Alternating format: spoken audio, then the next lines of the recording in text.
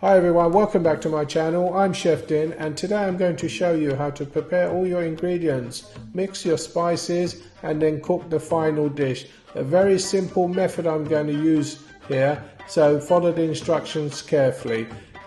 Please pause the video now and write down all the ingredients you need to cook this dish. If you haven't subscribed to my channel, now is the time to subscribe. Hit the notification button so you get notified when I post new videos. So let's cook.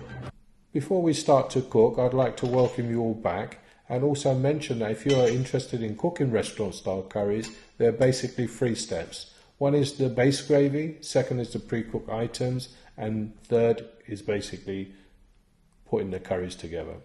Today I'm going to show you the pre-cooked items, one being the pre-cooked chicken.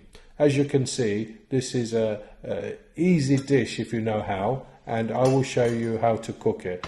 We're not going to add any water at all to this dish. Remember this, no water at all, and you'll see how delicious it will be once you cook this dish.